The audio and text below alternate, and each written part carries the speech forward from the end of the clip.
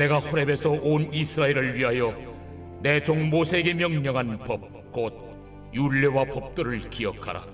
보라, 여호와의 크고 두려운 날이 이르기 전에 내가 선지자 엘리야를 너에게 보내리니 그가 아버지의 마음을 자녀에게로 돌이키게 하고 자녀들의 마음을 그들의 아버지에게로 돌이키게 하리라. 돌이키지 아니하면 두렵건대 내가 와서 저주로 그 땅을 칠까 하노라.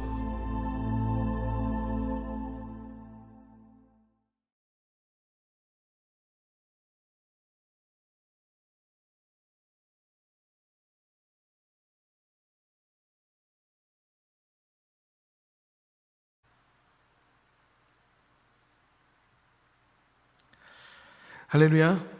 오늘 우리에게 주신 하나님의 말씀은 말라기 4장 4절부터 6절까지 말씀입니다.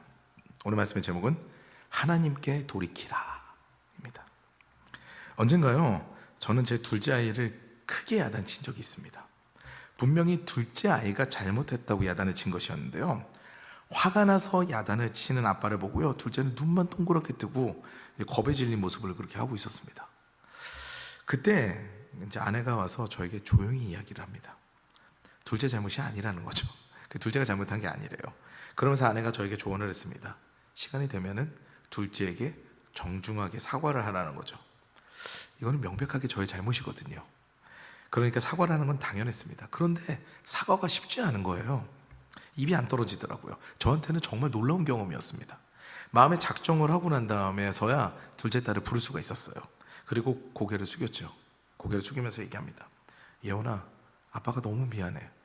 아빠는 예원이가 잘못한 줄로만 알았어. 진짜 잘못한 줄 알았어. 아빠가 너무 잘못했어.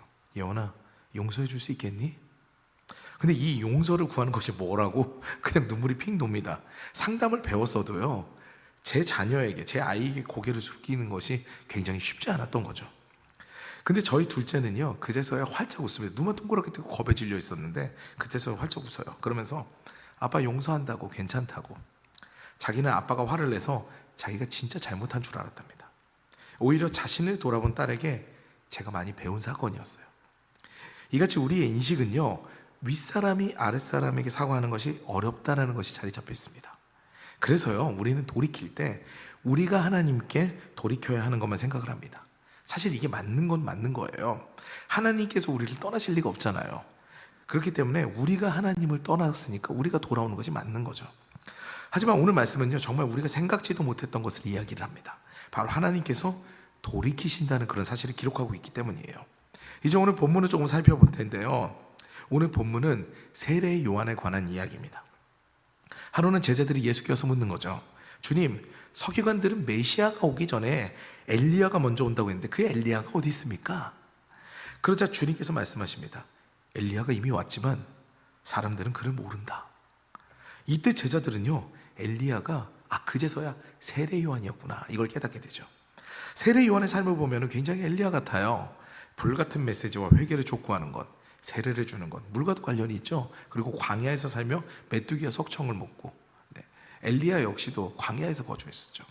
본인의 연락에 연연하지 않는 그 두 사람은 굉장히 닮았습니다. 그 엘리야를 증거한 본문이요, 바로 오늘 말라기 4장 초반이에요. 그런데 오늘 본문을 보면요, 앞서 말씀드린 대로 우리의 상식을 벗어난 메시지가 하나 등장합니다. 바로 6절 말씀이죠. 그가 아버지의 마음을 자녀에게로 돌이키게 하고 자녀들의 마음을 그들의 아버지에게로 돌이키게 하리라. 돌이키지 아니하면 두렵건대 내가 와서 저주로 그 땅을 칠까 하노라 하시니라. 앞서 말씀드린 대로 하나님의 마음이 우리를 떠난 적이 있으실까요? 그러면 이 본문은 어떻게 봐야 될까요? 하나님을 떠나셨는데 하나님이 돌이키셨나? 이렇게 봐야 되나요? 그렇지 않습니다. 우리가 죄악 가운데 아직 거하고 있는데 우리가 이걸 돌이키지 않았어요.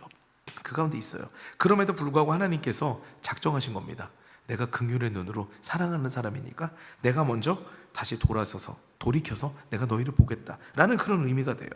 사실 우리가 하나님을 떠났기 때문에 그래서 죄악이 우리한테 자리 잡은 거거든요.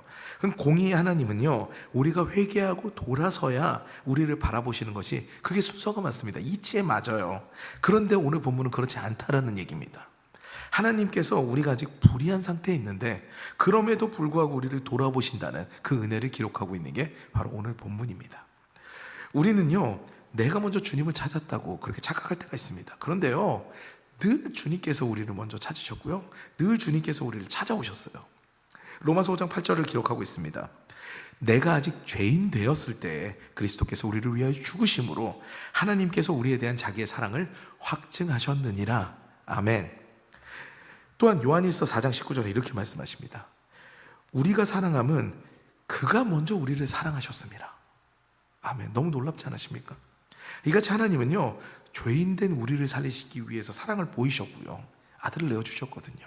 그리고 먼저 고개를 우리에게로 돌리셔가지고 우리에게 돌이키셔서 우리를 사랑하면서 바라보시는 분, 우리를 찾아오시는 분이라는 거예요.